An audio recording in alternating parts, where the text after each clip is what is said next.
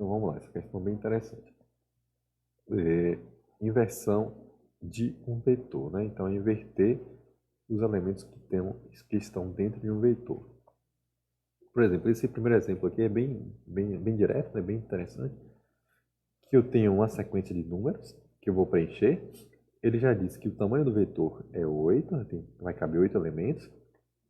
E aí, ó, eu quero preencher um segundo vetor, né? Um segundo vetor. E nesse segundo vetor, eu quero preencher em ordem inversa, né? Então, eu quero preencher o segundo elemento, o segundo vetor, em ordem inversa. De uma forma, eu vou pegar o primeiro, e quando eu pegar esse primeiro, eu vou acessar os elementos desse vetor de forma inversa e preencher aqui esse segundo vetor, né? Então, observe que o primeiro elemento aqui nesse primeiro vetor é 1, e no segundo vetor que eu mostrei aqui, ó, é 8, né? Então, o 1 foi para o final do vetor, né? E o 8, que era do final do primeiro, foi para o começo. Eu inverti realmente a ordem, a organização interna do vetor, eu inverti, né? Como é que a gente consegue fazer isso? Então, a gente vai usar o for, né? Uma repetição, para fazer essa brincadeirinha aqui, certo? Beleza? Então, o primeiro passo é preencher, né? Acho que vocês já conseguiram entender a ideia do preenchimento, né? Vou preencher o primeiro vetor e depois eu vou tentar inverter essa ordem. Então, vamos lá. Então, eu tenho um vetor vetor n, né? Eu tenho um vetor n, né? E também, vou botar vazio, né? Lá, um vetor m. Dois vetores. Primeiro eu vou preencher m. Ele diz que é fixo, né? Tamanho fixo, 8. Tamanho 8, certo? Essa notação que está aqui, pessoal, é a notação do C++, certo? Por isso que está esse N8, porque no C++ a gente usa essa notação aqui. Talvez no JavaScript ela não faça muito sentido, ok?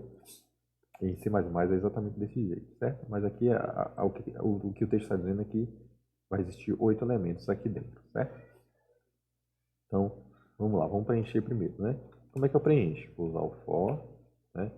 Ele diz que o é fixo, o tamanho é fixo, né? Então, o for começando do primeiro elemento, que é o índice 0, menor que é fixo, então é 8, não precisa se preocupar com ler informação, e mais. Então, vou passar de 1 em 1. Então, meu primeiro for é preencher esse vetor, certo?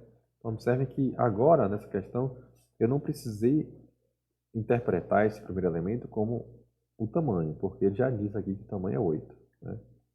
Já diz aqui, eu lembro o programa é um vetor M8, né? Esse M8 aqui, eu vou até depois editar essa questão para deixar claro que esse N8 é um vetor de tamanho 8, beleza? Pronto, então ok. Então, vamos preencher esse vetor M. Vetor N, preencher cada elemento. Eu vou colocar aqui. E aí, de onde é que vai vir? De onde é que vai vir os dados desse vetor, né? De onde é que vai vir os números? Vai vir do usuário. Passe.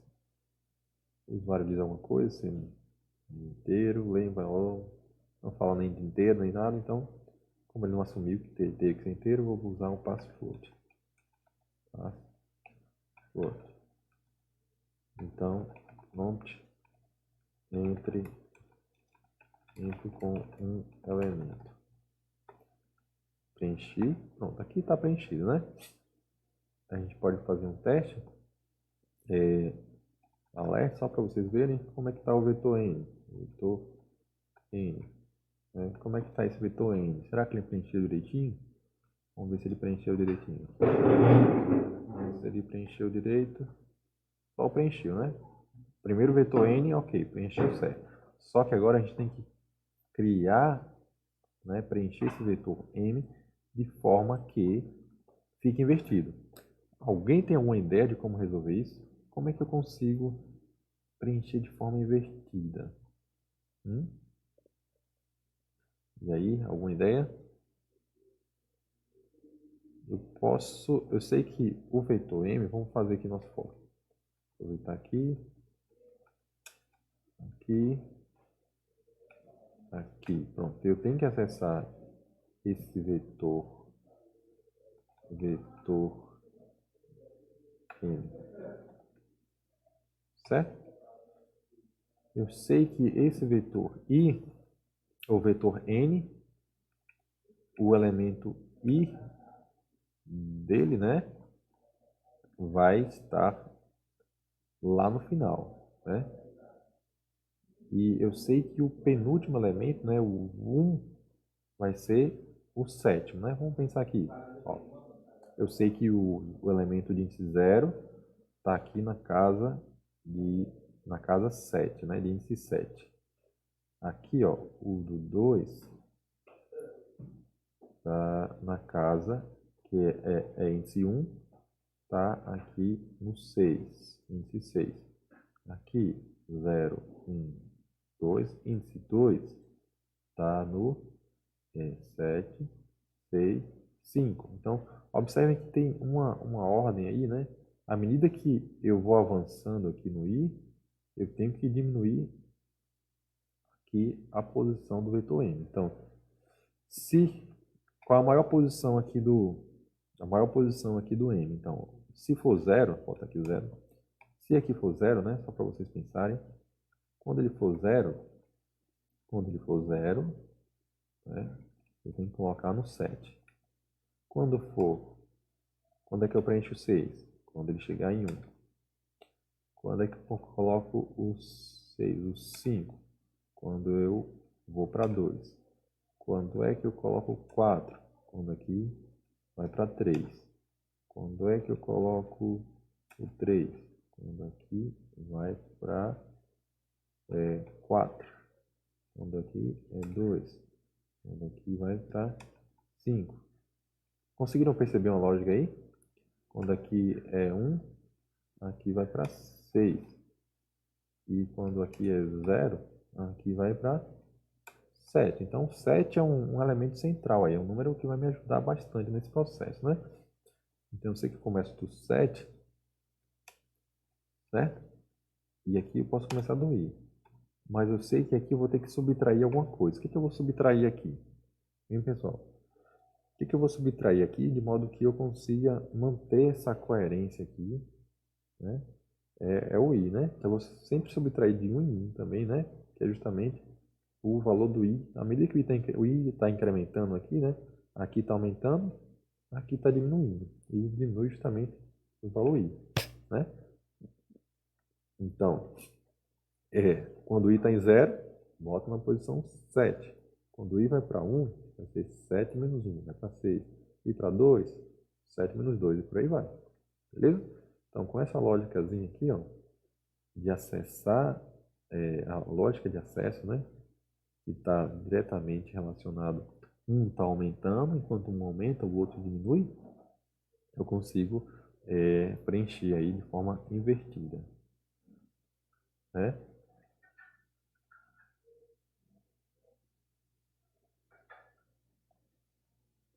Pode ser também, tá vendo? Rafael deu outra ideia aqui também. Dá para... Vamos fazer aqui, eu vou usar essa ideia de Rafael também. Vamos fazer dessa maneira, para a gente testar realmente se deu certo. E aí a gente verifica também outra maneira de resolver. Vamos ver se está ok aqui. Vamos só confirmar aqui nossa ideia, se está ok. E a gente vai pensar em outras formas de resolver também. Rafael deu uma ideia legal também. Pronto, então ok, né? Então a gente conseguiu preencher realmente do maior para o menor. Aí eu poderia fazer o seguinte, eu poderia usar o i, né? Se eu sei que o i começa do 7, ou posso começar do 1 aqui, por exemplo. O i começa de i mesmo, né? I começa daqui. Eu